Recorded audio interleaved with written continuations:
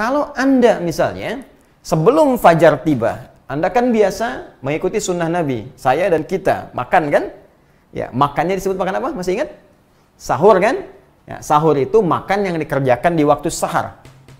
Ya, jadi waktu menjelang fajar. Jangan terlalu mepet ke malam, ya. Ya, dekatkan ke fajar. Misal kalau subuhnya 4:30, Anda makan jam 4 misalnya, kan? Supaya tenaganya lebih banyak, bisa digunakan beraktivitas dan nahan lapar hausnya bisa lebih singkat dibandingkan makan yang diawalkan. Nah, maka Anda makan misalnya di fajarnya jam 4:30 misal. Anda makan jam 4. Baik. Nah, 00. Baik. Saya mau tanya. Kalau fajar subuhnya 4:30, jam berapa? Oh, baik. Iya betul, jam 4:30. Jadi bukan jam 4:25. Bukan jam 4:20. Kalau jam 4:20, jam 4:25 itu belum imsak, masih boleh makan. Imsak itu mulai puasa. Karena makna kata imsak sama dengan siam dan saum. Kapan mulai imsak? Saat azan berkumandang waktu fajar tiba. Allahu Akbar, Allahu Akbar. Itulah waktunya imsak. Itulah waktunya siam. Itulah waktunya saum. Jadi bukan 5 menit sebelum azan itu imsak. Imsak, imsak. Padahal masih ada 5 menit lagi. Oh, masih cukup untuk teh manis. Ya kan? Masih cukup untuk minum air putih. Masih cukup untuk berdoa. Masih cukup untuk istighfar. Jadi kalau nanti subuhnya 4:30, jam 4:20 ada yang teriak-teriak misalnya itu menyampaikan imsak, imsak. Anak kasih tahu, belum. Jelas ya? Nah, karena pengertian orang dulu itu imsak selesai udah, jangan makan lagi. Nah, di sini terjadi nanti banyak hal yang bias di masyarakat. Artinya ada yang mengatakan kalau sudah imsak masih boleh makan, masih boleh minum. Akhirnya bablas sampai ke adzan. Itu yang kemudian mesti diluruskan. Nanti kita akan lihat perkaranya. Ya, ini kita mesti luruskan. Ya, saya kira ini kita pahami ya. Nah, jadi kalau kita ingin katakan misalnya, mohon maaf, peringatan, ya, misalnya peringatan nih, sebelum tiba waktunya subuh tinggal 10 menit lagi, kan di masjid suka menyampaikan itu kan, Bapak Ibu sekalian, azan subuh tinggal 10 menit lagi, tinggal 5 menit lagi, tuh boleh disampaikan tuh pengingat. Ya, zaman Nabi sudah ada pengingat itu. Ya, ada tanbih, ada peringatan, inzar kepada masyarakat. Subuh sebentar lagi tiba. Apa bentuknya? Nah, yuk kita lihat di hadis ya. Supaya tidak mengarang nanti. Jadi yang dimaksud imsak yang kita sebut sekarang ini, ternyata nanti bahasanya bukan imsak. Jadi kalimat hadis Nabi sallallahu alaihi wasallam, tapi perintah nanti untuk mengingatkan pada masyarakat. Bentuknya apa? Yuk, ini ada nanti bab. Ya. La yamna'annakum adhanu Bilal. Ya, kita lihat ya, di bab sini. Bismillah, yuk kita buka. Ya.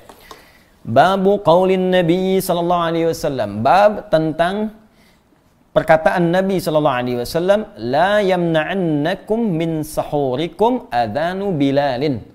Ya, jangan sampai engkau menghentikan sahurmu karena azannya Bilal. Ya. Bilal azan maksudnya ketika Bilal adzan, misal Allahu Akbar, kata Nabi kalau Bilal masih adzan, kamu terus saja makan, jangan berhenti sahur. Kalau orang baca cuman sampai sini dan tidak belajar ilmu hadis, hati-hati. Baca teksnya, baca terjemahan, dipraktekkan, yakin saya begitu subuh adzan masih makan.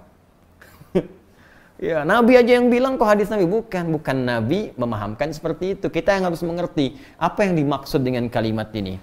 Nah, saya ingin sampaikan dulu teman-teman sekalian. Itu yang menjadikan nanti Nabi menetapkan adzan 2 kali. Saat subuh, adzan pertamanya itu Bilal. Adzan keduanya Abdullah bin Abi Umi Maktum. Nah, adzan pertama ini itu dilakukan oleh Bilal sebelum masuk waktu subuh. Di waktu ya tertentu. Kapan waktunya? Mari kita baca. Nanti begitu subuhnya masuk, baru Abdullah bin Abi Umi Maktum itu azan. Ya, karena Bilal azan pertama sebelum masuk waktu subuh, karena itulah Nabi mengatakan kalau Bilal azan, masih makan kalian, jangan berhenti. Nah, maka kalimatnya bukan imsak. Teruskan makan malah kata Nabi. Ya, ini kalimatnya jelas tuh. La yamna'annakum, ya min sahurikum adanu Bilal. Ya, ayo teruskan. Jangan kalian berhenti karena adzannya Bilal. Karena adzan Bilal itu belum masuk subuh. Ya, ini barangkali yang agak keliru dipahami. Sementara orang, sebagian dibaca hadisnya mengatakan saat adzan masih boleh makan. Nah, ini yang dibaca baru sebagian hadisnya. Jelas ya? Baru sebagian. Nanti ada beberapa hadis yang terpisah versinya. Itu yang dimaksud adzannya Bilal.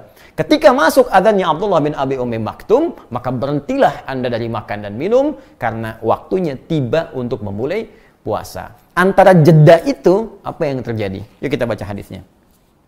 Haddatsana Ubaid bin Ismail an Abi Usamah an Ubaidillah an Nafi' an Ibnu Umar wal Qasim bin Muhammad an Aisyah ummul mukminin radhiyallahu taala anha anna Bilalan kana yu'adzinu bilailin.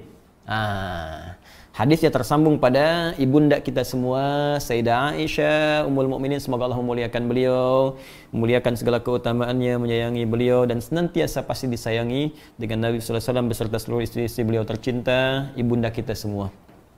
Baik.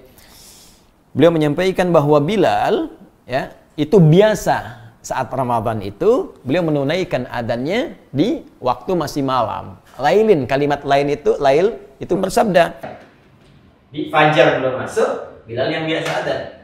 Ya, faqala Rasulullah sallallahu alaihi wasallam, maka Rasulullah sallallahu alaihi wasallam bersabda, "Kulu washrabu hatta yu'adzina Ibnu Ummi Maktum, fa innahu la yu'adzinu hatta yatlu'al fajr." Fa innahu la yu'adzinu hatta yatlu'al fajr. Ya. Baik. Qala al-Qasim wa lam yakun baina adhanihima illa an yarqa dha wa yanzila dha. Allahu akbar. Tuh, maka kata Sayyidah Aisyah, Bilal biasanya yang adzan sebelum subuh. Waktunya masih belum masuk fajar. Maka kata Nabi, kulu washrabu, kalian teruskan makan dan minum. Ayo, makan minum. Hatta yu'adzina ya, Ibnu Ummi Maktum. Sehingga nanti sampai tiba adzannya sahabat Abdullah bin Abi Ummi Maktum. Ya, fa innahu la yu'adzinu hatta yatlu'al fajru. Karena tugasnya Abdullah bin Abi Ummi Maktum ini tidak adzan kecuali saat masuk waktu subuh. Ya, paham sampai sini? Nah, sekarang pertanyaan keduanya, berapa jaraknya dari Bilal adzan sampai ke Abdullah bin Abi Ummi Maktum adzan? Dan apa yang dikerjakan di sela-sela ini?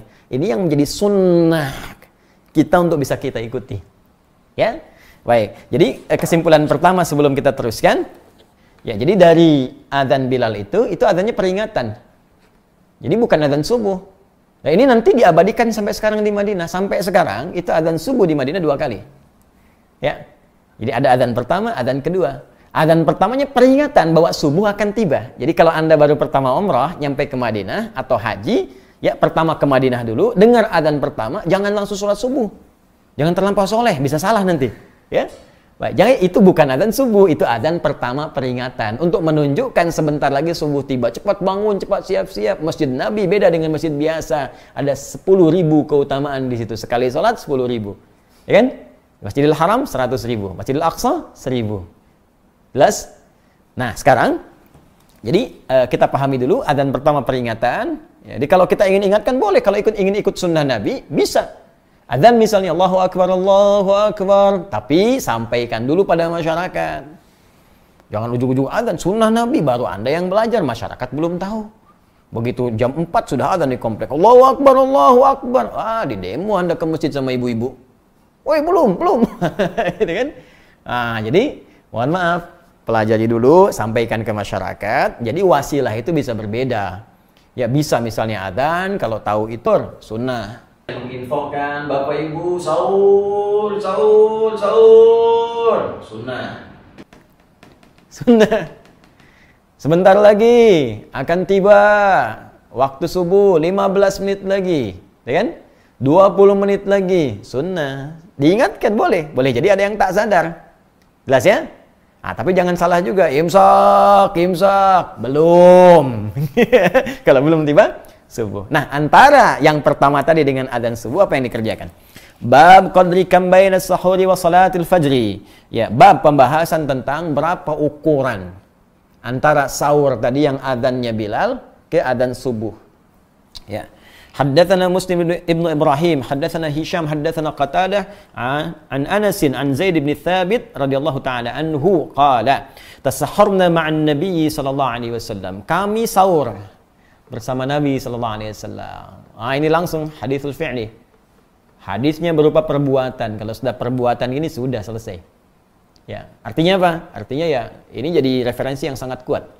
Ya, jadi sahabat yang langsung mengalami bersama Nabi, silsilah sanadnya sampai juga kepada Al-Imam Al-Bukhari dan kualifikasi ketat hadisnya sahih. Tsumma qama ila sholati qultu. Ya, kemudian sampai kami salat. Sampai kami salat. Jadi dari sahur bersama Nabi terus ya sampai waktu ke subuh, sampai mau salat. Kemudian beliau bertanya, "Kam kana bainal adzan ya was sahur?" Kemudian aku bertanya kepada Zaid bin Thabit. Jadi Anasnya bertanya kepada Zaid bin Thabit, "Kam kana bainal adzani was sahur?" Menurut pengalaman engkau saat engkau sahur bersama Nabi sampai ke adzan itu jaraknya berapa lama? Ya, kata Zaid bin Thabit, qala qadra 50 ayatan, sekitar bacaan 50 ayat Al-Qur'an dibaca dengan tartil. 50 ayat, teman-teman sekalian. Ya, An-Naba lebih sedikit lah, ya kan? Jadi kalau kita baca itu ya kurang lebih 15 menitan lah. Ya, 10-15 menit.